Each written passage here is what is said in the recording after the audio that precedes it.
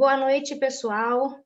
Boa noite, Pedro, Mariana, Gustavo, Luciano, todos presentes. Muito obrigada. É um prazer imenso poder realizar esse evento com vocês, com o objetivo de trazer informações, levar conhecimento a todos aí de uma forma gratuita. E vamos então dar início ao nosso primeiro webinar Grãos do ano. Vamos começar com o tema Estratégias para o controle das doenças do feijoeiro. E para conversar sobre este assunto, temos o prazer imenso em receber como palestrante o Pedro.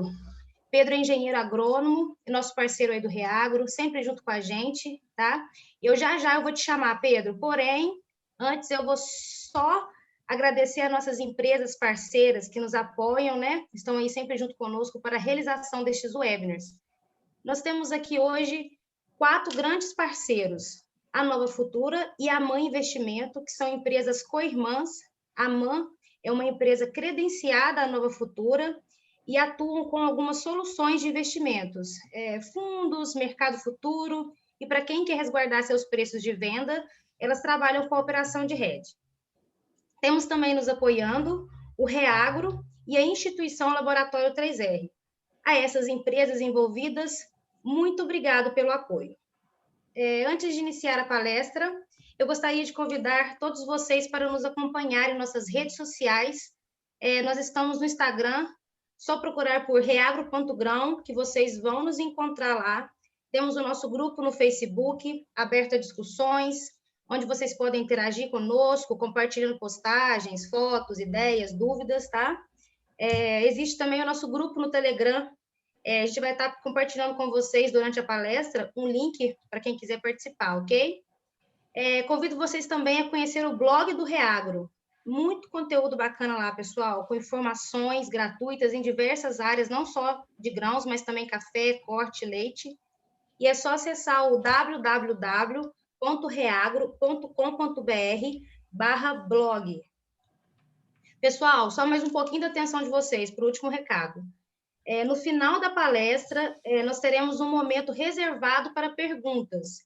Então, todos que tiverem alguma dúvida, por gentileza, escrevam na caixa Q&A, que está na base da tela de vocês. No celular, provavelmente vai estar no canto superior. Essas perguntas, ao final da palestra, serão direcionadas ao palestrante, ok? Pedro, muito obrigada aí por aceitar o nosso convite. É um prazer ter você aqui conosco, com uma bagagem de conhecimento, uma experiência enorme, e hoje aqui compartilhando um pouco com a gente, né? Então, uma ótima palestra a todos. Eu passo a palavra para você, Pedro. Bom, Vânia, obrigado aí pelo convite, né? Mais uma vez, eu fico contente por estar participando aí, tentando passar um pouco do nosso conhecimento, nosso dia a dia aí para todos, para somar realmente com o mercado brasileiro, que a gente possa crescer junto e a cada dia conseguir alcançar os resultados que a gente precisa para estar vivo no setor. Porque hoje a gente sabe que cada dia que passa, a fivela aperta mais e a gente precisa ser mais e mais eficiente aí na produção. Obrigado mais uma vez, obrigado a cada um que se dispôs a ter um tempo aqui com a gente, para a gente bater esse bate-papo aí, e vamos trocar uma ideia aqui hoje que vai ser bem construtivo. Bom, começo sempre as minhas palestras e os meus bate-papos com esse vídeo, né? É um videozinho bacana, né? Um negócio, né? Olha, você vê lá, o cara colocou um sistema de aranha ali atrás da bicicleta, né? E para que isso serve? Para nada. Isso não serve para nada. Um dia me falaram, não, mas você pode andar isso numa toleira, sua perninha dessa entrar na toleira, você já cai de cara no chão. Isso não serve para nada. Então não tem necessidade da gente reinventar a roda. Nós só precisamos fazer a roda girar. A gente, é claro, que vai colocar um raiozinho aqui, dá uma desempenada, enche o pneu, troca o pneu porque está careca, calibra e tudo mais, mas a roda já está girando. Então, nós precisamos fazer com que ela gire de maneira mais harmoniosa, com mais qualidade, com mais capricho, né? E isso é que faz com que a gente possa produzir cada vez mais e ter o resultado que a gente precisa no final do nosso serviço, que é o final da colheita, né? A gente vai bater um papo hoje sobre as doenças do feijão, né? Principais doenças do feijão. Não existe principal doença do feijão, existe a doença que está estabelecida na sua área. Essa sim é a sua principal doença, é o principal inimigo ou desafio que você vai ter que enfrentar, seja ele uma mancha angular, uma antracnose, um mofo branco, enfim. Dentro de todos os problemas que nós temos, o principal é o que está com a gente para a gente resolver. Então, nós vamos bater esse bate-papo, a gente vai focar muito em duas doenças, porque o tempo é muito curto, o tempo é muito estreito, e eu quero tentar desmistificar algumas coisas e quais estratégias que a gente usa para, pelo menos, mitigar os danos que essas doenças nos causam no dia a dia. Segundo a Embrapa, o feijão tem a caixa produtiva, isso foi feito em cima do Pérola e depois foi feito em cima do Estilo, de 105 sacos. A média nacional está na casa de 35. Então, assim, nós estamos num mundo de distância aí do que é o patamar produtivo, não só do feijão, mas da soja também. A gente vê aí os desafios do Cedro, que a gente já conseguiu, eu acho que foram os alinhamentos de todos os planetas aí para conseguir 150 sacos, né? É próximo disso.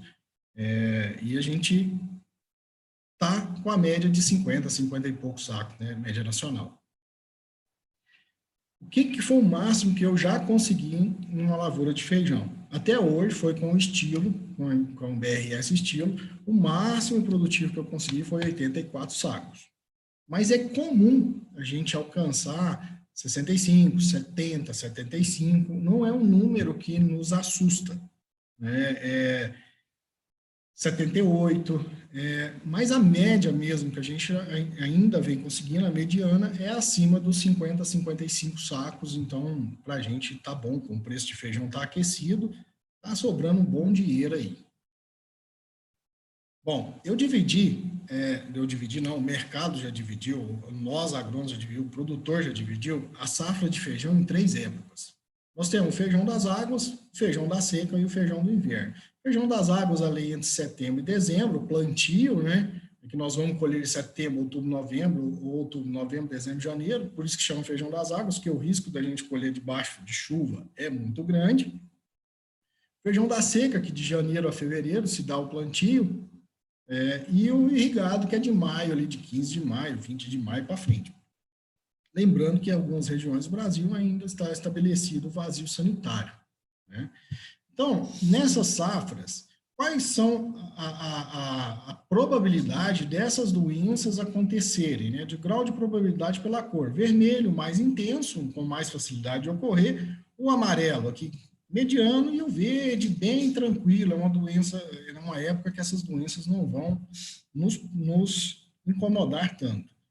Então, vamos pegar aqui nas águas, né? De setembro a dezembro, o mofo branco é mediano, não é tão difícil assim. Na seca, ele já é mais sossegado, porque nós não vamos ter clima adequado para ele e tudo mais.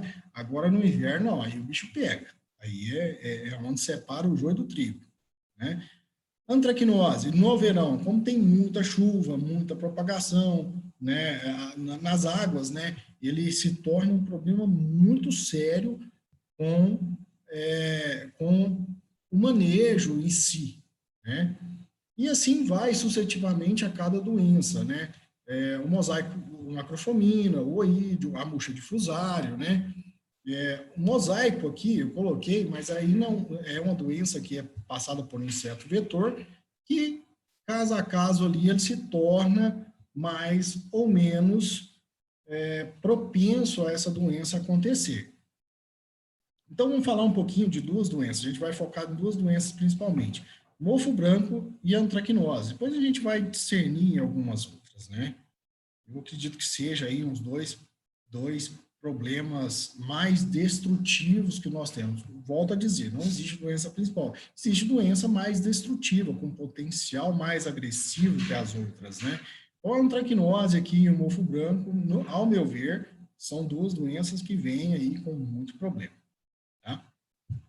Mofo branco é causado pela esclerotina esclerociora, né? Tem como condições ideais de desenvolvimento da doença, temperatura amena, ali entre 10 e 22 graus, ali realmente aquelas noites frias ali no inverno, ali na safra irrigada, é uma condição muito ideal para ele, né? Temperaturas mais baixas disso, quando a gente pega o solo ali com temperatura de 5, 6 graus, que a gente coloca o solo na mão e vê que ele está muito frio, o escleróide não consegue germinar, não consegue fazer a carbogenia, né?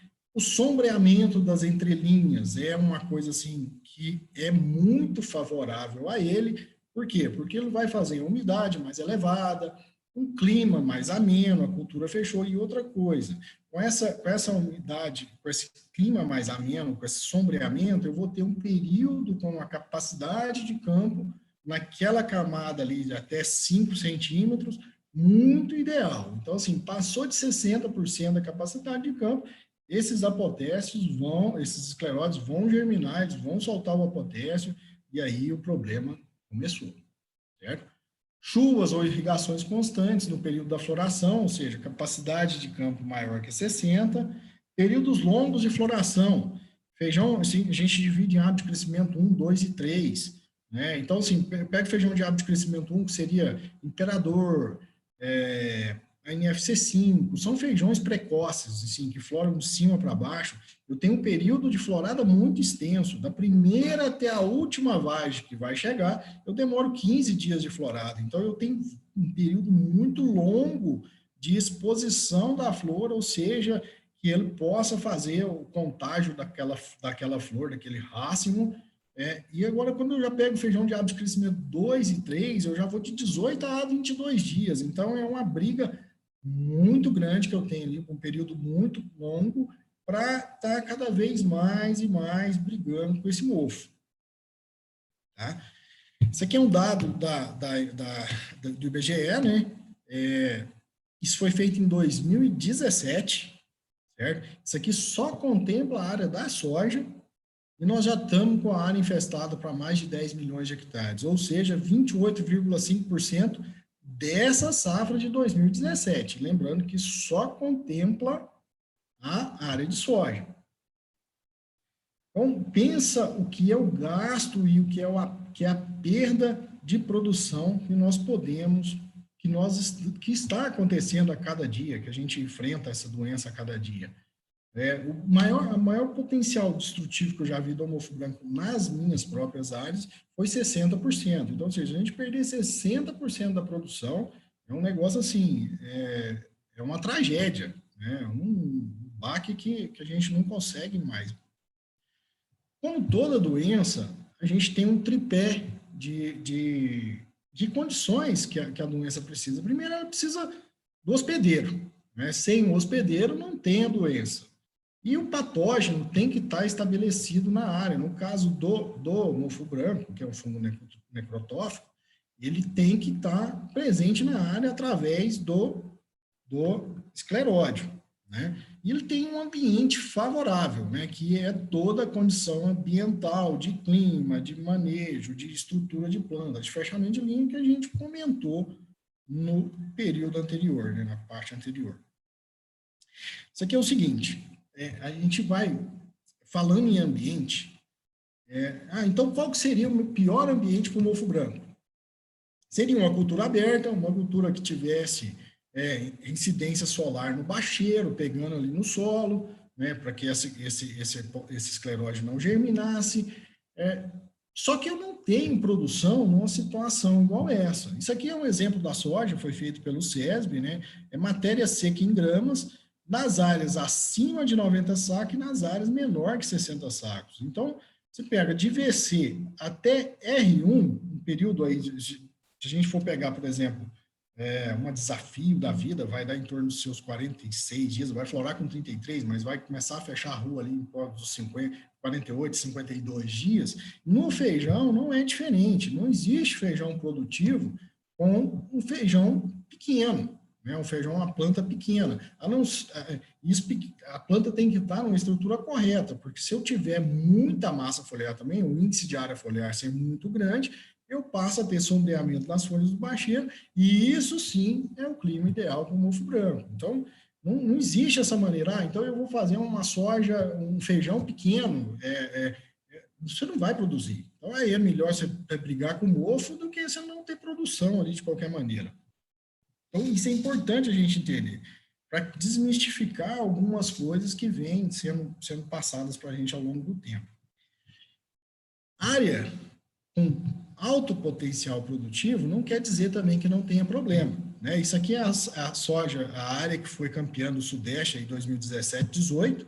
Esse talhão fechou média de 92 sacos, é um desafio, certo? Eu tirei o índice de NDVI e fiz umas contagens a campo, né? Que nesse ponto foi a medição do SESB, né? Foram lá, a gente marcou, a gente não faz área para o SESB, a gente pega um talhão e depois define, né? Onde que vai ser, através do índice NDVI. Então, ele pediu 110 sacos. Aqui para baixo, depois do índice NDVI feito, a gente mediu, deu 120. E aqui eu vim nesse miolo aqui que me chamava a atenção. Aqui eu sabia que era nematóide. Aqui, esse talhão aqui tem muito problema com nematóide pratilencos, então eu já sabia que era, nem me atentei a tirar. Mas eu vim aqui, que eu sabia que aqui era uma mancha de mofo branco. Deu 83 sacos, tá? Tudo bem. 83 sacos é uma ótima, excelente produção. Mas para a média do talhão não é, né? Então, ou seja, ela puxou essa média para baixo. E o que a gente tem que entender é que o mofo branco ele é uma doença que sempre vai deixar para o ano posterior. E se a gente, por algum motivo, perder o controle nesse ciclo, o próximo ciclo vai pagar o pato, né? Isso aí não tem jeito, né? E o pessoal sempre me pergunta, mas esse mofo branco vai ficar quanto tempo na roça? Né? O escleróide ali vai viver por quanto tempo na roça? O escleróide, que eu vou mostrar o que é daqui a pouco, ele vai viver até 5 centímetros, que ele não consegue germinar muito mais que isso, 4, 5 centímetros, por isso que eu falei que a capacidade de campo lá atrás, ele vai viver de 12 a 13 meses. Ah, Pedro, mas eu ouvi falar que é 20 anos. Não, não é 20 anos. O escleróide que está abaixo de 5 centímetros, ele vai viver no máximo por 3 anos, né? E escleróide é igual semente. Ele germina uma única vez e acabou. Aí ele tem que cumprir seu ciclo de vida para conseguir prosperar ali a prole dele para frente. Tá? Olha só, observa bem esse resultado aqui. Vamos lá, vamos mudar para o ano seguinte. 18, 19, foi uma safra de algodão. Certo? Eu consegui resolver o algodão com uma boa resistência à pratilenco, então ele cresceu bem. Aqui nessa área, de novo, do SESB, deu 419 arrobas, a média do talhão fechou 406 e, novamente, essa danada dessa área me puxou para baixo de novo. Só que ela aumentou. Olha o que era ela no ano, né? Ela estava abrindo aqui, a gente vê que ela estava abrindo, mas a soja não sentiu tanto. Mas olha o que ela virou esse ano. Ou seja, mais uma vez, se por algum motivo a gente perdeu o controle, o próximo cultivo vai pagar o pato. Tá? E onde esse problema começa? Não é nada esse problema das mofo brancas, esclerotina e esclerosória. Sempre vem na semente.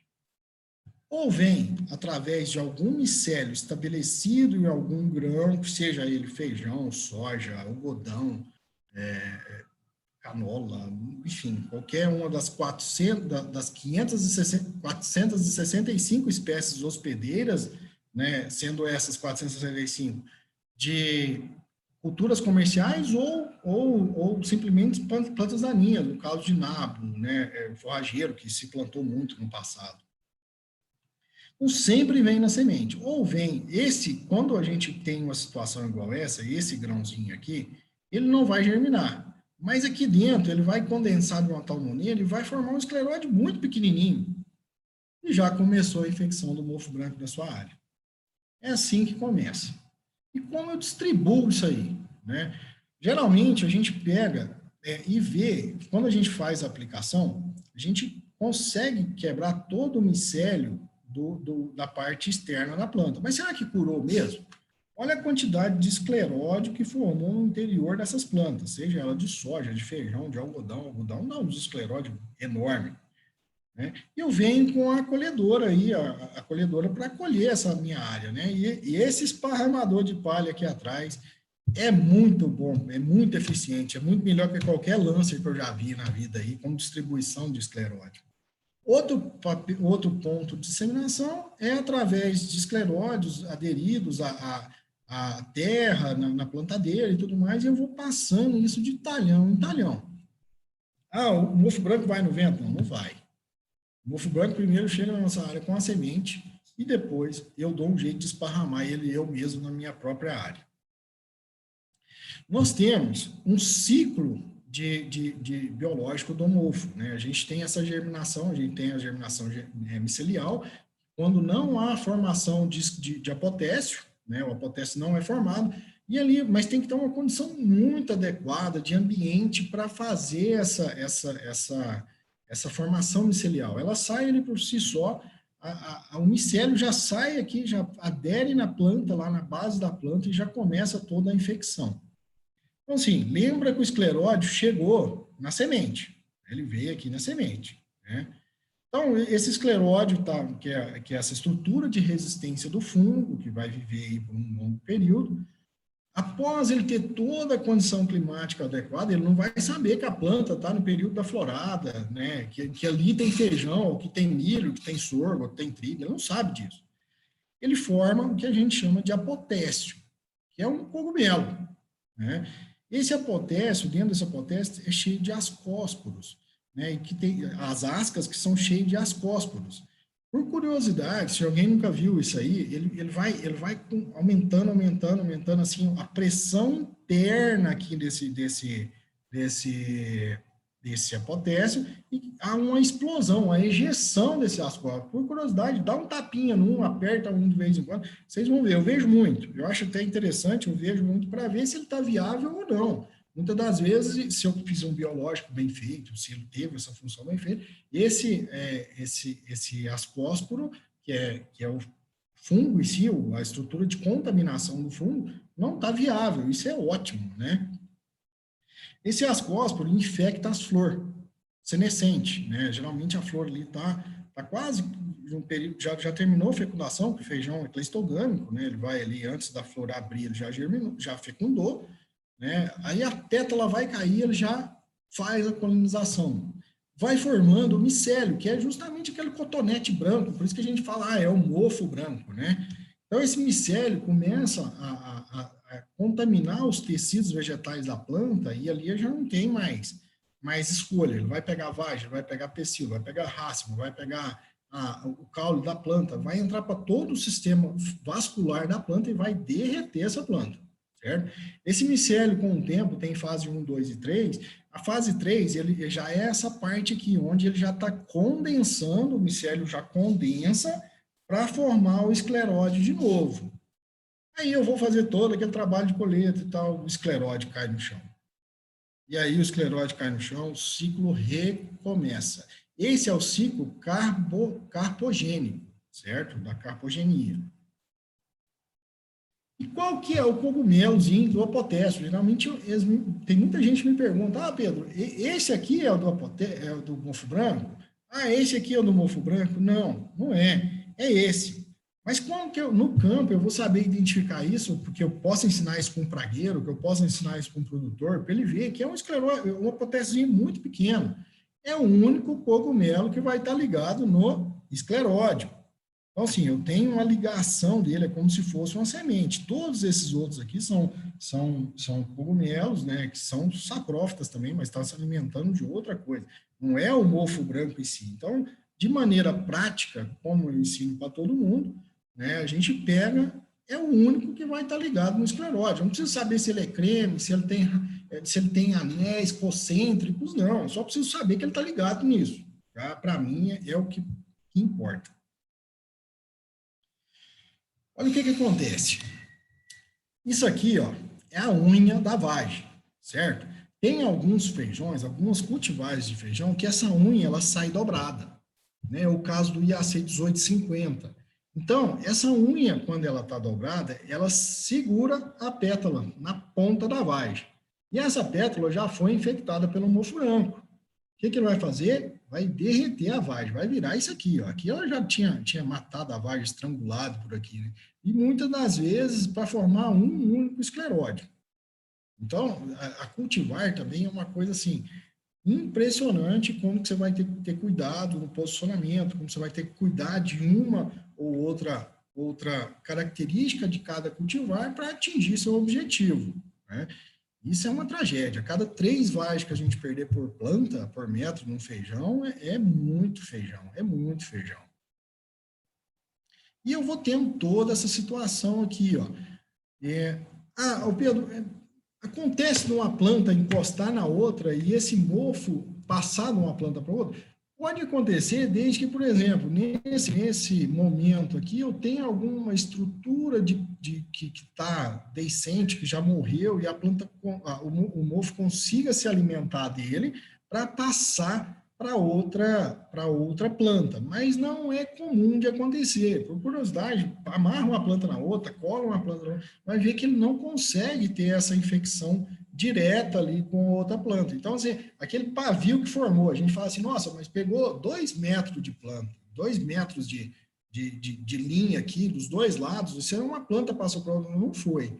Você está com uma quantidade de apotécio na área muito grande. Cada apotécio, a gente fala que ele tem um raio de explosão ali do ascósporo que pode chegar até mais de meio metro, mas pode ir mais longe, porque pensa o seguinte, ele naquele momento de injeção, ele injetou, e veio um pouco de vento, alguma coisa assim, ele vai entrar para dentro da cultura, adentro, e vai ir contaminando para dentro.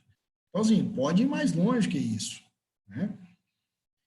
E como é que eu faço o tratamento disso, né? Eu tenho alguns tratamentos, né? Então, eu tenho a quimioterapia, que seria com os químicos, a presença dos químicos para, muitas das vezes, fazer uma aplicação de vingança, né? É uma aplicação, eu falo, danado, agora você me roubou a produção, mas eu vou te matar. Então, eu venho com a aplicação aqui para acabar com esse micélio, certo? E tem um ensaio das cooperativas do mofo branco, feito pela Embrapa, que avalia ao longo do período, aí já tem mais de 10 anos, acho que já está com 12 anos que eles vêm trabalhando.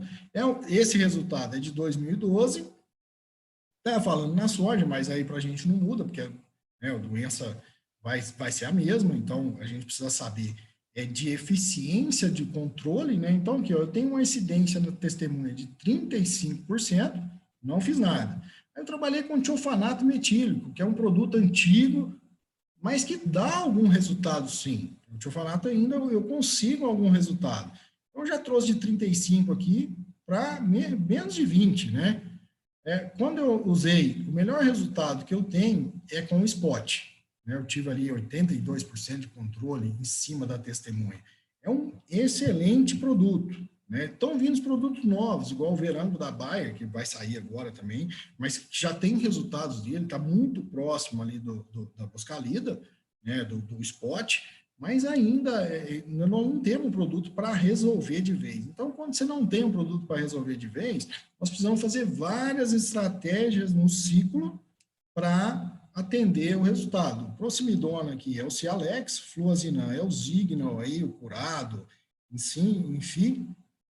E tem outros, né? Carbendazim mais Fluazinan, e tem outros produtos que estão entrando nessa linha de controle aí. Mas vejam, nenhum produto me deu uma eficiência 100% garantida. Então, se eu não tive 100% garantido, o que eu vou ter para a próxima safra? Sempre a formação de mais e mais escleróides. Então, eu nunca vou resolver essa parada. Eu tenho que aprender a conviver com ela ali ao longo do período para que ela me cause menor perda possível na minha cultura que está estabelecida. Tá? Então, aqui, está aqui os ensaios, né? A testemunha em 5 locais, a produção, né? Produziu 3.226 quilos de soja, e o melhor, que foi o spot aqui, já me trouxe para 4.557 quilos de produção, né? Ou seja, deu 29% a menos de produção do que o meu melhor resultado aqui, que foi o spot, né? Nesse caso. Olha o Verango aqui, ó. Já veio com 1,6, né? Já deu um pouquinho menos, mas também está muito próximo aqui, não é um produto que a gente deve desconsiderar ele, não. O Zignal aí, 3,1, o Sumilex 2,9 e assim subsequentemente, né? Olha a eficiência dos fungicidas ao longo de 10 anos, de 2009 a 2018, né? A gente pega aqui, ó, tiofanato metílico, está na média aí de 48%, mas a gente tem que... Esse ano de 2014 foi um ano muito seco, né? Foi um ano de péssimas produções, foi terrível, a gente não conseguiu produzir bem esse ano, né? A Boscalida já está na casa dos 75, né? O Verão já está na casa dos 73, o Fluozinã aí na casa dos 70 e a Proximidona na casa dos 65%. Mas vejam que tem um parâmetro aqui de sempre oscilação, né? A gente pega aí a Boscalida, ela sempre está caminhando nos bons resultados aqui no ponteiro. Então, a quimigação funciona, a quimioterapia funciona, mas desde que seja feita de maneira correta. A gente vai falar sobre ela. Bom, então o químico está atuando aonde aqui para mim?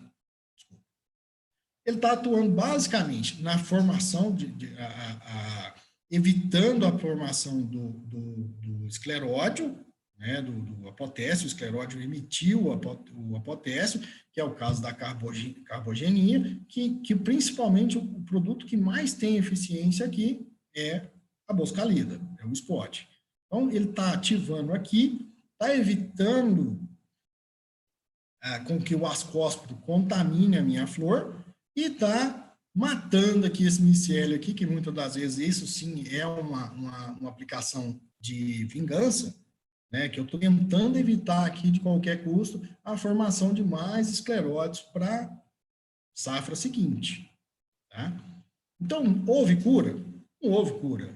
Eu praticamente fiz uma aplicação aqui que pode ter ocorrido alguma cura aqui, algum escleróide a menos para o ano seguinte, mas isso não me refrescou nada. Tá? Olha aqui, ó. Todos os produtos que foram feitos, né? Olha, o melhor resultado foi a boscalida, né? Que me deixou um pouco de escleróide para o ano seguinte, mas nos 12 locais, né? Ainda me deixou muito.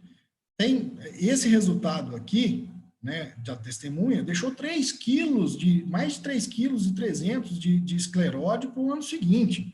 Um escleróide desse não pesa mais que 2 gramas. Então, nós vamos fazer a conta. Eu tenho 2 escleróides por metro quadrado para a safra seguinte. Então, isso realmente é muito preocupante. É uma doença que eu tenho que cada vez mais pensar de uma forma, no manejo estabelecido completo para estar atingindo ela. A boscalida realmente ainda vem entregando bons resultados para a gente, mas tem que ser feito de uma maneira muito profissional, muito técnica, na hora certinha. Nós vamos falar dela aqui. Tá? E onde está o furo? Aqui eu tenho tratamento. Aqui também eu tive tratamento. Onde é que está o furo? Está no escleródio. Né? Basicamente está no escleródio. Eu preciso eliminar a fonte do mofo branco. No caso, após a cultura, a fonte do mofo branco é o escleróide. Então, eu preciso dar um jeito de eliminar ele de qualquer maneira. Qual é a maneira de eliminar ele que a gente encontrou ao longo desses anos aí, apanhando e apanhando de mofo branco? Chegou um ponto que a gente achava normal perder 10 sacos de feijão por hectare. Isso não é normal, eu não posso perder 10 sacos de feijão. Mas no preço de hoje, nós vendemos feijão hoje a 280, a R$ 2.800 por hectare. Então, é absurdo a gente pensar essa situação, tá? Então, nós temos algumas estratégias para evitar esse escleródio. Primeira estratégia é o impedimento físico ao apotécio. O apotécio, ele vai crescer no máximo 5 centímetros, ele não vai passar, é de 4 a 5, aquela haste dele ali, a hifa de crescimento dele, que me fugiu o nome dela agora, mas ela tem um nome específico, vai crescer de 4 a 5 centímetros. Então, eu pego uma palhada, por exemplo, essa palhada de milheto, que foi rolada, né? Eu plantei, eu só rolei ela, eu dessequei ela com um autocompelido e rolei ela no sentido do plantio, porque também eu não ia conseguir plantar nesse sentido aqui. Então, como foi no sentido do plantio, eu consegui plantar de maneira uniforme essa área. Passar a trincha ajuda? Não, não ajuda. Eu preciso fazer uma palha por cima, como se fosse um filtro por cima, para evitar com que esse apotécio saia. Palhada de brequiária ajuda demais a conta. Olha que plantio bonito. Isso aqui foi um feijão que produziu 56 sacos, não sei o que. A palhada de trigo também ajuda muito, embora ela seja mais sameada, né? Mas ela ajuda sim, né? E olha lá o que acontece. O apotécio não consegue sair para cima da palhada e ele acaba soltando o ascósporo em cima da palhada. Olha que legal. Né? Nessa parte aí nós ganhamos, né? Pelo menos eu não vou ter contágio dele para o ano seguinte, certo? E olha aqui, controle através da irrigação. Se for área irrigada, se for no inverno, a gente tem que entender o inimigo, né? Então, ou seja, quando o meu solo começa a passar de 30% da capacidade de campo, e lembra aquele de 4 a 5 centímetros, né? Esse solo seca rápido ali quando você tem uma planta aberta, né? Uma lavoura aberta, a incidência solar, então seca muito rápido essa camada. Então, passou de 60% da capacidade de campo nessa camada, essa potássio vai começar a germinar. Então, ele vai, de uma maneira ou outra, tá germinando. Ele não tem um sensor para falar assim, olha, a cultura está fechada, agora tem flor, eu vou germinar agora. Não, ele não tem isso. Então, se a gente entender isso, se torna uma ferramenta para a gente. Isso eu aprendi com a chuva. Deu 3 dias de chuva contínua, os apotécios saiu tudo. Depois eu fui buscar mais e mais informação sobre isso. E a incidência solar matou ele. Né? Isso para nós foi uma coisa assim, fantástica, que eu quase que eliminei uma aplicação ou problema de mofo branco nessa área. E precisa fazer aplicação? Eu não tenho a cultura estabelecida, né? A cultura está aberta, eu não tenho flor no sistema, eu não tenho uma palhada, uma folha da planta caindo, alguma coisa assim que gere a fonte de alimento para esse fungo. Precisa fazer aplicação? Não precisa. O sol por si só vai ter o papel de erradicar esse apotécio e vai erradicar os ascósporos também. A vida útil de um ascósporo é muito rápida. Se ele não tiver condições ideais, dentro de minutos, ele vai morrer. Então, na capacidade de campo, aí, a gente vai ter uma explosão de apotécio na área. Tá? Isso aqui é o apotécio, está enterrado ali debaixo da palhada, né? Esse aqui é uma lavoura que estava aberta. E eu vou fazer um relato sobre entender a dinâmica do inimigo, né, do problema. Um pivô nosso aqui, de um parceiro nosso, nós plantamos, a gente tem muito problema com cigarrinha na região, então a gente não vai enfrentar milho, né, plantado ali entre janeiro e fevereiro ali para fazer safrinha. Já tem muito tempo que a gente vem plantando sorgo. Infelizmente eu não tenho a foto do apotécio, eu procurei hoje o dia inteiro essa foto e não achei. Eu tirei a foto, mas não sei cadê. E plantou sorgo, esse sorgo foi plantado em janeiro, é uma lavoura irrigada. No ano passado, mês de fevereiro, faltou luz, acho que faltou luz no Brasil inteiro, tanto é que nós tivemos um abortamento de soja, né, que é uma coisa assim muito difícil de acontecer. Eu tive 2 dias de sol no mês de fevereiro, chegou no mês de março, a cultura do sorgo já estava estabelecida, nós fizemos a conta do milímetro, já sabia que a gente tem esse comportamento do mofo, nós fizemos a conta do milímetro de água da irrigação, que eu vou arredondar a conta para ficar fácil, que é 2,50. Esse é um pivô muito próximo da captação. Então, assim, meu custo de milímetro ficava 2,50. Beleza, 2,50. Estava chovendo, o mês de março foi um mês razoável ali até o dia 15, depois cortou a chuva ali para frente. Nós colocamos entre 200 e 250 milímetros de água nesse pivô. Falou, nós vamos forçar esse apotécio a sair. E saiu. Tinha 13, 14 apotécios por metro quadrado. A lavoura agora está estabelecida, eu plantei feijão, não tive um problema sequer com mofo. Nem as aplicações que é normal da gente fazer, que é uma aplicação de segurança, que a gente faz um spot ali antes do fechamento da cultura, eu não fiz. Então, assim, com 2,50 vezes 200 milímetros, R$500 eu resolvi o meu problema de mofo branco. E muitas das vezes eu gasto mais com isso, com ligação, com a quimioterapia, e não tem resultados. Então, se a gente entende o sistema, se entende como o processo acontece, a gente pode abrir mão, sim, dessas estratégias, e é muito válida. Né? Agora, se você tem um pivô a diesel que custa R$7, R$8 o milímetro, aí você faz conta para ver. Mas 4 dias ali que você mantém a capacidade de campo ali acima de 60% naquela camada de 5 centímetros, você já vai ter uma explosão. Olha que fantástico, o sorgo não vai pegar mofo, né? Então não vou ter multiplicação, nem sorgo, nem milho, nem trigo, enfim, com braquiária, você pode fazer isso com várias culturas. Isso é uma estratégia que o mofo não escapa, né? Olha lá, ó, presença do apotécio no feijão sem nenhuma flor, ou seja, o sol já vai derretê-lo para mim. Olha o apotécio no milho, né? Anos de safrinha chuvosa, que a gente faz milho, que é uma safrinha chuvosa, é muito bom para a gente, é muito bom, extremamente benéfico aí por questão financeira, tanto na produção de milho como na quebra da doença. Outra coisa é o controle biológico. Sem me perguntar sobre o controle biológico, até uns 2 anos atrás, eu falava, olha, não funciona. Não funciona, eu já tentei, e realmente eu tinha tentado mesmo. Né? Eu fiquei 8 anos aplicando tricoderma nas áreas para ver que se dava resultado ou não, e eu não via aquele resultado expressivo, mas aí eu fui entender depois que a culpa era minha, né? Por que nesse caso, um erro estratégico do agrônomo ou do responsável técnico da área gerou todos esses 8 anos de gasto sem ter o benefício que prometia o tricoderma na época, né? O que a gente tem que pensar do biológico? A gente tem que pensar que a lavoura nossa é uma placa de Petri, né? O que eu aplico ali, ou seja, o tricoderma, ou um bacilos, ou seja, bacilos subtilis, aminoliqueface, púmilos, enfim, qualquer um desses, é só uma isca. Então, eu tenho que dar a condição para que esse biológico se multiplique na minha área. Então, toda vez que eu fazia muito da tricoderma, eu extremamente sensível à temperatura. Temperaturas aí acima de 30 graus já tem uma mortalidade enorme de tricoderma, né? E eu tinha temperatura e não tinha palhada, né? E qual era a chance desse indivíduo sobreviver? 0. Tanto é que eu fiquei 8 anos gastando dinheiro nessa área e não tive resultado. Ou o resultado era muito, muito pequeno daquilo que se prometia.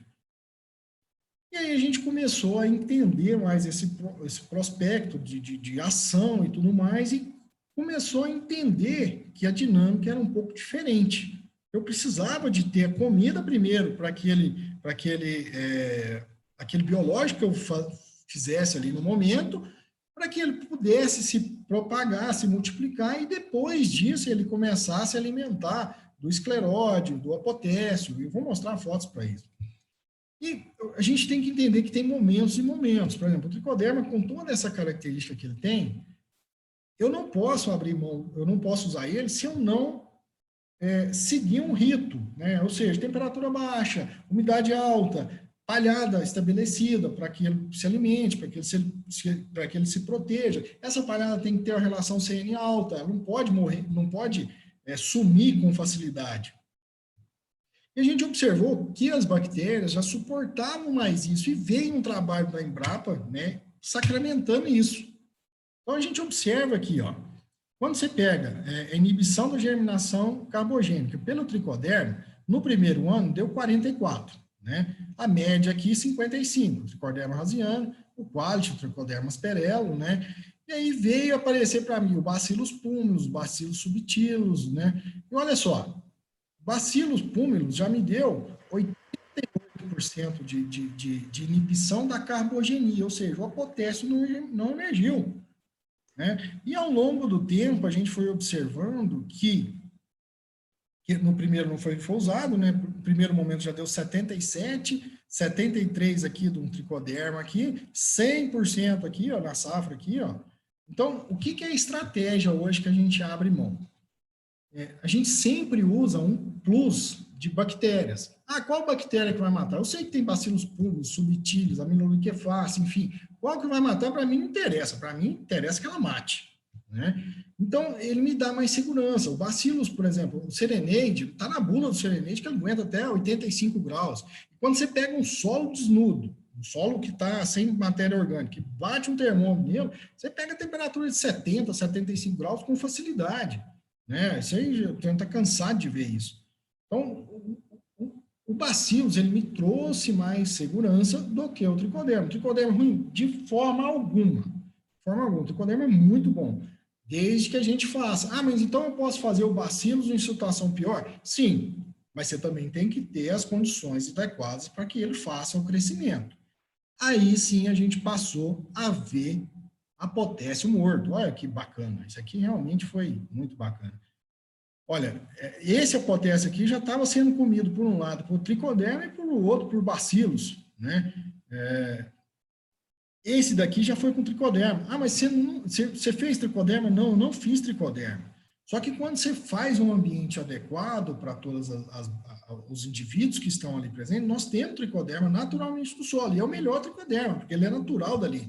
Ou seja, já enfrentou a pauleira ali de brigar por área, por espaço, por alimento, com outros fungos, com outras bactérias, e ele está lá. Só que quando eu faço essa harmonização ali do ambiente, eu tenho realmente controle de apotécios e de escleróides que estão formados na planta. Não sei se eu botei uma foto aqui. Não coloquei. Por controle biológico. Então, eu fechei o ciclo. Eu peguei o controle biológico para esses segmentos e fechei a quimioterapia para outro. Pedro, mas você vai parar de fazer o químico? Não, não vou. O que o biológico tem que ser muito honesto com as coisas, muito claro com as coisas. O biológico trouxe para mim a chance do químico funcionar, porque ele não estava funcionando. Então, com a entrada do biológico, o químico passou a funcionar. Então, olha que beleza. Eu comecei a fechar o ciclo disso. Tem fazendas que eu já estou fazendo esse trabalho tem 2 anos, né? Tem fazenda que eu já tenho 11 junto com a turma, já apanhei todos os anos para trás, e ainda bem que me deram tempo para trabalhar. Já tem fazenda esse ano que nós tiramos todos os químicos, né? Depois de 2 anos aí, 2 anos eu falo 4 safras, né? São safrinha, safrinha, né? Nas áreas de sequeira. No verão, que o mofo branco não é tão agressivo, depois de intenso monitoramento que é feito, a gente decidiu não fazer nada, eu não tive nada de mofo nas áreas. Né, algum canto, algum outro, assim, o feijão talvez cresceu um pouquinho mais, ou a soja cresceu um pouquinho mais, vão fazer ali, porque talvez ali o clima esteja mais adequado e tudo mais, mas eu não vi nada de mofo, então foi fantástico isso aí para a gente, sabe? Mais potássios colonizados, né? E olha só, o que a gente estava falando do tricoderma. Olha aqui, ó, escleróide morto com brequiária, 80%. Sem brequiária, caiu para 41%. Parasitismo, 44% sem brequiária, 97% com brequiária. Outros fungos, né, 26, 19%. A potássio por metro quadrado, formado no campo. Olha só, eu tive 44% de escleróide morto e ainda me formou 18 escleróide, a potássio por metro quadrado. Já não tem jeito de produzir com 18 potássio por metro quadrado, não. É muita potássio, é muito. Tá? Com 2 ali, o químico ali já consegue ter um efeito legal. Tá? Olha lá, olha o saquinho lá dentro, os escleróides lá dentro, com brequiária, sem brequiária. Então, assim, é culpa minha não ter entendido o funcionamento do tricoderma e ter resultados negativos com ele. Depois que a gente começou a implementar a palhada e tudo mais, a gente voltou a usar o tricoderma, e agora é um produto mais em conta, né, entre aspas, mas eu consigo colocar ali os dois trabalhando ao mesmo tempo. Tá? A palhada é o substrato que falta para controle biológico eficiente. Então, se a gente não tiver palhada, olha o tanto de bacilos que está feito aqui. Ó. Eu ainda tenho mofo branco. Olha aqui, ó, lembra da unha que eu falei? Isso aqui é uma vargem de 1850. A unha segurou a pétala da flor aqui e a pétala, após a contaminação, comeu tudo. Mas olha, eu vejo mofo branco na área, mas eu vejo ainda um monte de bacilos aqui nas palhadas em questão. Então, ou seja, o controle está eficiente. Tá? O meu sonho é chegar numa planta igual essa aqui. Ó. A planta limpou todo o mofo, certo? Eu não tenho nada aqui dentro dessa planta, eu rachei essa planta aqui, não tinha nada de escleróide formado, e tinha ainda uma planta, por incrível que pareça, que estava tentando completar seu ciclo. Né? Olha que planta bonita, quantidade de vagem aqui. Lógico que essa planta não foi para frente ali e morria também, né? Mas, enfim, eu não tive a formação de escleróide para o próximo ano. Isso é o que dá para a gente manejo e viabilidade do mofo branco. Tá? Então, como é que a gente segue o nosso tratamento? Você que está com dúvida da semente e tudo mais que veio, sementeira ali, talvez você não comprou a semente, comprou o grão, que é uma coisa errada, mas enfim, acontece. Né? Eu vou fazer um tratamento de semente com fluoxinano, é o certeza da BASF aí, né? E vou trabalhar, sim, com biológico. Vou trabalhar com tricoderma ou os bacilos, depende aí do que você vai abrir mão. Eu prefiro trabalhar com plus de bactéria nesse momento aqui, certo? Vou entrar com uma aplicação em V3 ali antes do feijão, tá? Ali o feijão vai estar aberto, tudo mais, né? Logo na sequência ali da aplicação do meu herbicida, né? Vou ter que já ter feito esse herbicida, eu já vou entrar ali, porque eu vou ter o máximo possível de palhada aqui. Então, eu vou atingir o máximo possível de solo na palhada, com a palhada no solo. Então, eu vou ter uma multiplicação aqui desses bacilos ou tricoderma. Chegando ali antes do R5, R5 no feijão, no caso, é a formação do botão floral, né? Não abriu a flor ainda, a florada é R6. Eu vou estar entrando aqui com o biológico mais a boscalida. A boscalida, ela trabalha muito forte em cima da carbogenia. Então, eu preciso atingir esse escleródio lá no chão. Né? Então, quando eu atinjo esse escleróide no chão, quando a boscalida chega em contato lá, eu consigo ter inibição da carbogenia. E o que ele não pegar, os meus biológicos, se eu tiver feito de maneira eficiente, se eu tiver feito um trabalho bom, eu vou ter todo o controle aí. Por que a gente fala intervalos de 12 dias, né? Lembra lá, eu vou entrar com a boscalida aqui e vou contar 12 dias. De R5 até R7 é mais ou menos esse período, eu já vou ter vagenzinhos formando, os canivetinhos, né? Só que feijão vai florar ali por 22, de 15 a 22 dias, né? Lembra lá do hábito do crescimento do feijão, depende disso também. Então, eu vou entrar nesse momento aqui tentando evitar a carbogenia e daqui para frente é matar micélio. Matar as póspidas e matar micélio. Então, não adianta eu entrar muito com a boscalida aqui, eu já tenho que entrar com fluazinã, que é para lavar esse micélio. Né? Eu misturo, tem vezes que eu misturo fluazinã com a boscalida, se tiver muita potássio no chão ainda presente, eu ainda faço. Tá? Então, eu tenho aí 22 dias de provável infecção. O aspóstolo tem que entrar em contato com a flor para infectar. Então, eu tenho 22 dias de briga intensa aí, por isso que é 12 dias, né? Eu venho aqui, faço a primeira aqui, conto mais 12 dias aqui, conto mais 12 dias aqui, vai dar entre 24 dias aí, né? Então, eu tenho todo esse processo aqui de maneira mais protetiva. Agora, se o clima for muito adequado, se tiver aquela temperatura amena, que é churrasqueirinho, e o negócio estiver muito acelerado, entra com mais uma. Você vai perder fácil, de 8 a 10 sacos por hectare em qualquer cultura. Né? Então, se a gente for perder a produção por causa de mofo, tem um ditado antigo de um produtor, eu gosto muito desse produtor, fala para mim que quem tem dó de angu não cria cachorro. Né? E isso é verdade. Então, se você entrou na briga e entra para moer. Muitas das vezes essa aplicação que entre R7 e R8 é justamente para tentar matar o micélio ali antes dele condensar e formar o escleródio. Tá? Então, só resumindo o que a gente falou de mofo. Tá? Não sei, quase acabei aqui do horário. Uso de semente sadia com procedência, população recomendada, cultivares com arquitetura que facilite a penetração de gota, espaçamento entre linhas e plantas ali mais ajustado, tem que ter sim a distribuição da planta, uso do mix biológico, bacilos, tricoderma, uso de palhada, rotação de cultura não hospedeira, milho, trigo, sorgo, entre outras, né? Agora o cara vai me fazer um mix com nabo forrageiro na safrinha, né? Nabo forrageiro é um veneno para mofo branco, então assim, ele vai vir, mas vai moer. Então, eu vou ter uma nova safra de escleróide formando no chão. Controle de irrigação, monitoramento constante, uso de químico adequado para cada momento, qualidade da pulverização e a época de plantio, né? Lembrando, temperaturas menores que 8 graus Celsius no chão, o escleróide não germina. Tá? Vou apertar o pé aqui para a gente falar um pouco da antracnose. Causado pelo coletrótomo linimutiano, né? Condições de desenvolvimento favorável, temperatura entre 13 e 27 graus, sombreamento da entrelinha, né? A gente, se tiver o sombreamento ali, tiver muita água no sistema, e umidade do ar, a umidade relativa do ar acima de 85% são as condições que o mofo branco, ou que a antracnose, vai nadar de braçada. E aonde que vem o problema? Mais uma vez, na semente. Feijão tem Se você contar a quantidade de raças de antracnose que existe, deve ter umas 300 doenças catalogadas, porque tem raça de antracnose demais, né? Tem raça de mancha-gular, raça de fusar, enfim. Só 3 doenças não vai na semente. Quais são elas? Mosaico dourado, oídio e ferrugem. O restante tudo vai, e vai de braçada.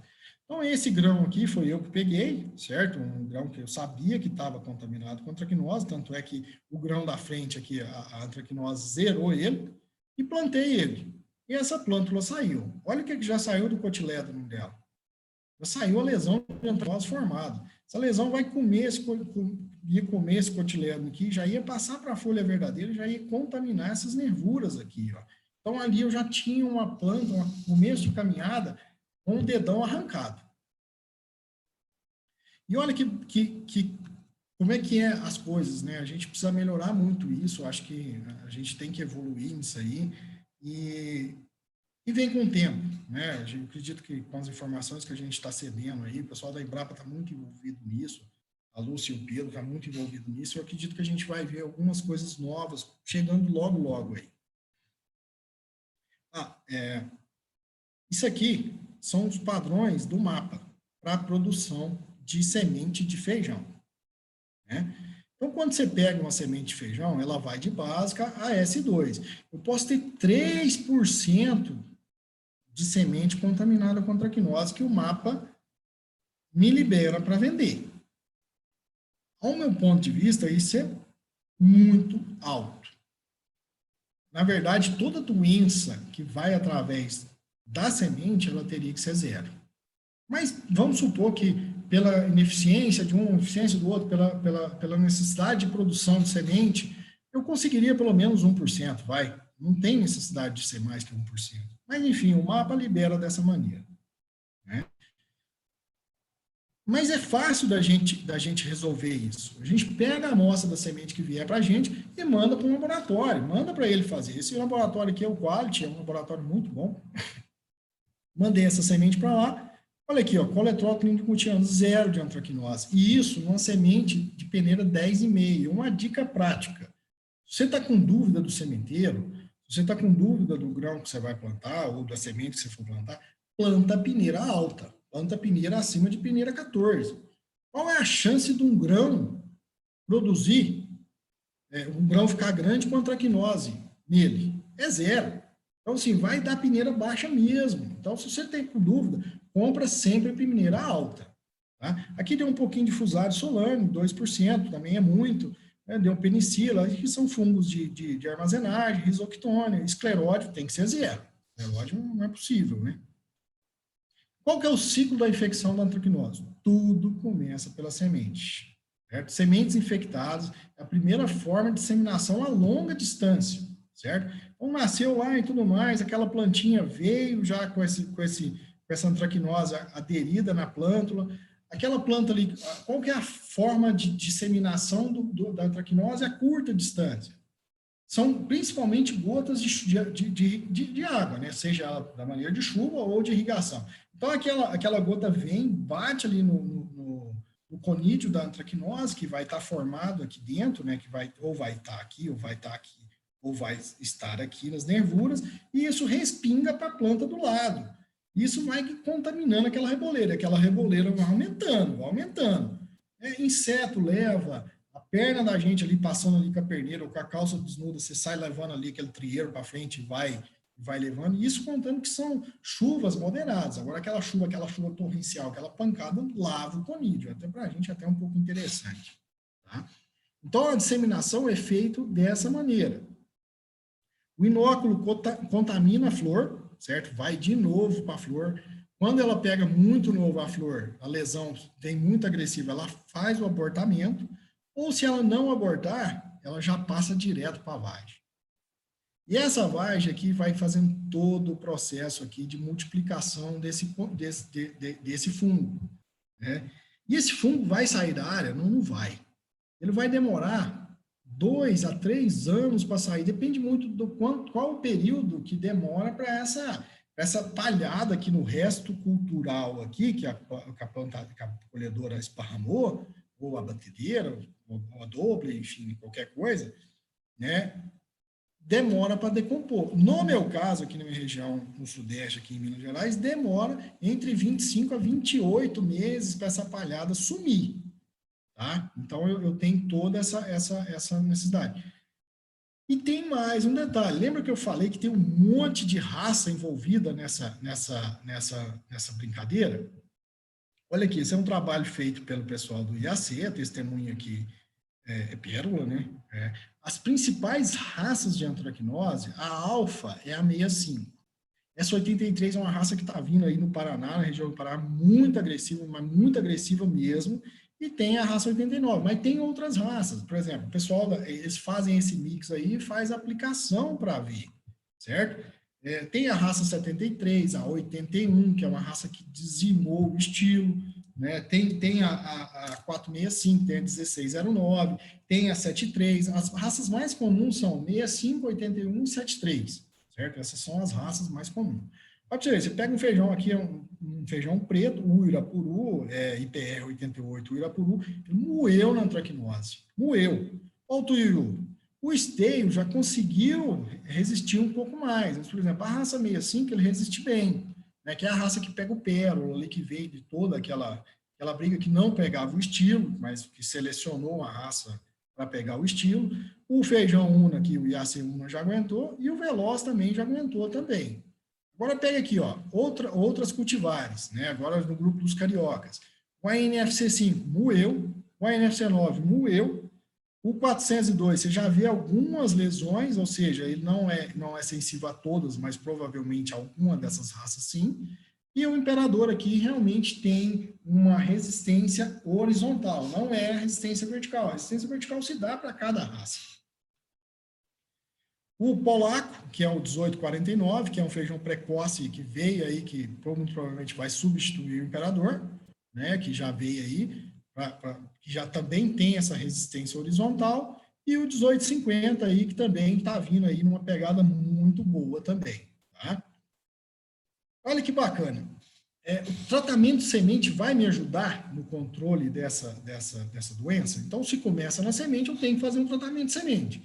O carbendazim mais o Tiran é o melhor tratamento de semente que a gente tem, né? Que aí é o Vitavax Tiran da vida. Eu já fiz muitos testes, até peguei esse resultado aqui só de maneira didática, mas eu já fiz muito teste. O melhor resultado que eu tenho é com o Vitavax Tiran. Mas não é um resultado muito expressivo também. O correto é você comprar uma semente de qualidade. Você está pagando 9, 10 reais uma semente e vai levar um triquinose para a roça? Isso é absurdo um negócio desse. Então, eu vou deixar essa tabela aqui para vocês dar uma olhada com o tempo. E mais interessante é essa tabela aqui, ó. Você pega aqui, ó, incidência no campo. Essa foi feita em Paulínia e Sorocaba. Eu tinha 32% de incidência no campo, ou seja, 32% das minhas vacas estava tomada por antracnose, seja uma lesão ou duas ou três, e eu tive 0,5% de incidência de semente.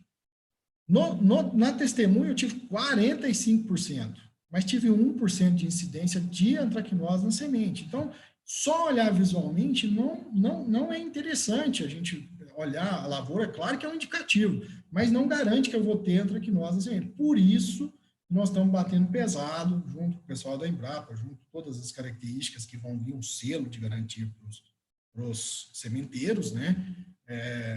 Para exigir de cada um laudo fitossanitário. Eu preciso disso. E também é muita falha nossa não fazer esse laudo fitossanitário. Porque eu preciso entender o que está acontecendo com a minha semente para me saber o que eu vou gastar, o que eu não vou, enfim.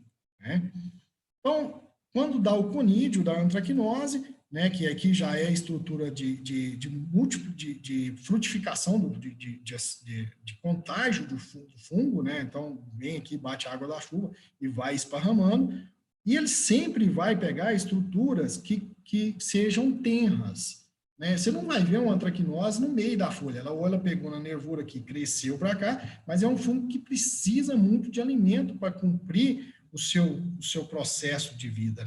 Então, o pessoal me pergunta muito, Pedro, eu fiz, nossa, cara, moeu minha lavoura, está com pura antracnose, meu feijão está em V4, está pura antracnose. Me chama lá, vou lá ver. Muitas das vezes é fito de herbicida. Mas como que eu vou identificar isso de maneira prática? Eu sempre gosto de fazer as coisas práticas para ficar fácil. Você vai vir aqui e quebrar esse miolo aqui, ó.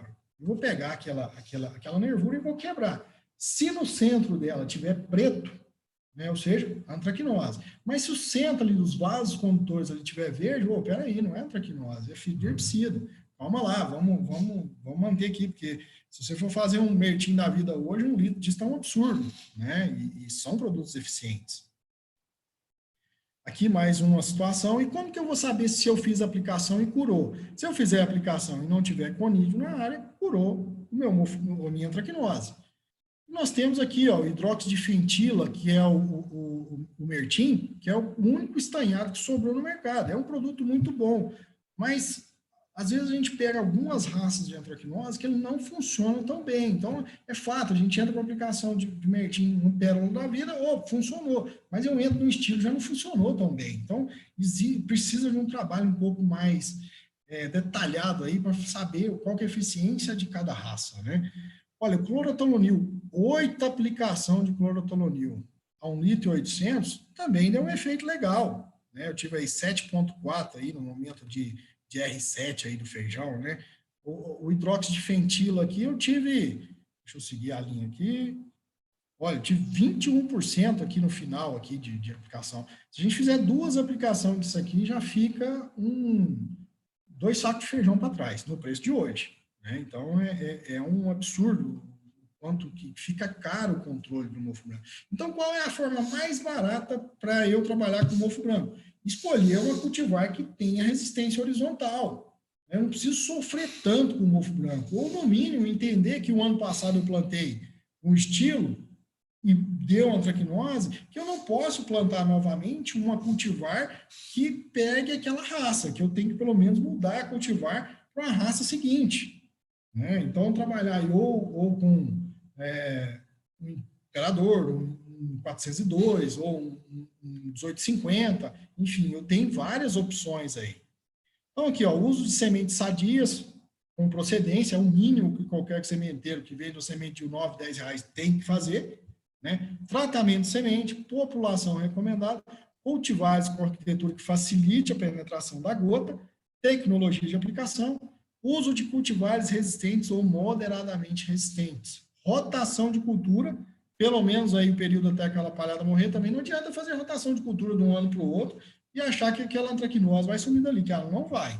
Tá? Uso de químicos, né, adequados e posicionamento correto da cultivar. Tá? Ô, Vânia, você está online? Eu acho que eu estourei o tempo. Estou aqui, Pedro, estou online sim. Pode Posso finalizar continuar? aí. Pode, continua aí. Vai longe ainda, hein?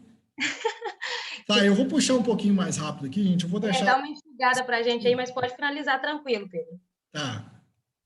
Vou falar um pouquinho de Fusarium solane, que eu vou falar só de 3 doenças, tá? Depois eu vou pular para frente, que é a outra parte lá. Eu vou deixar um vídeo à disposição e qualquer dúvida que tiver, entre em contato comigo.